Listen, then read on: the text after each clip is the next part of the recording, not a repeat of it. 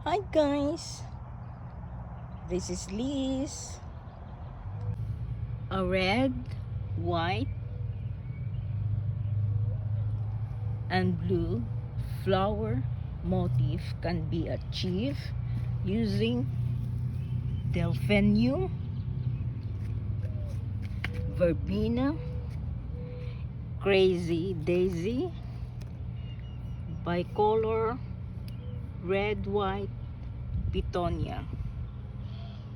I'm going to plant the delphinium at the back.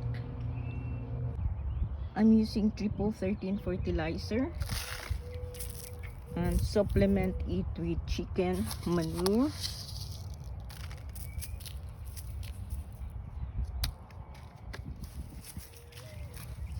Mix.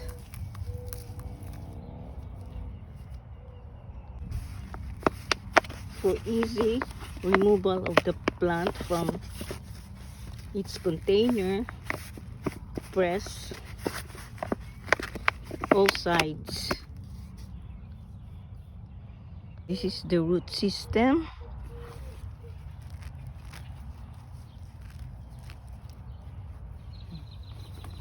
Going to remove some at the bottom.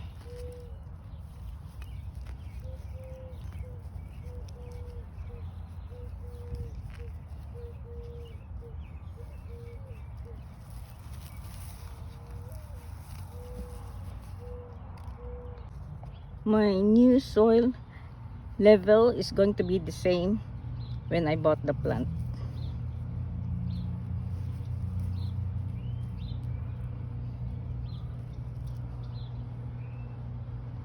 I'm doing now the daisy.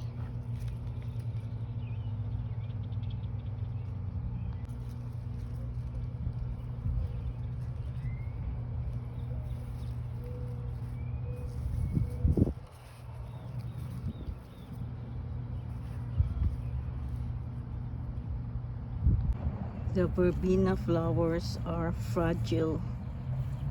You have to be gentle.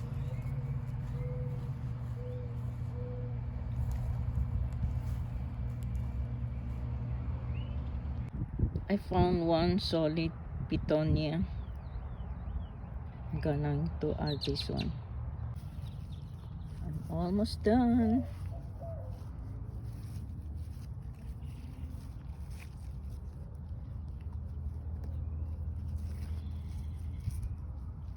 Oops.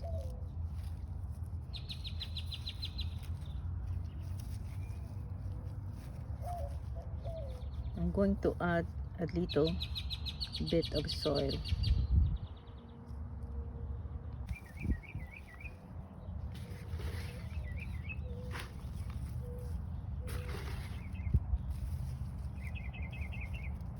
Time to water.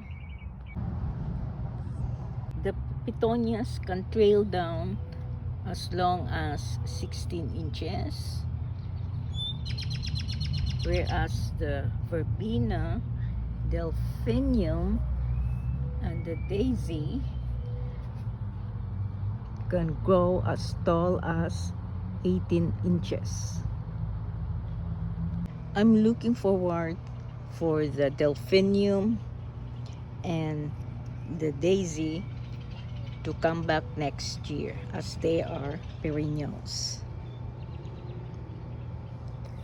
Have a good day.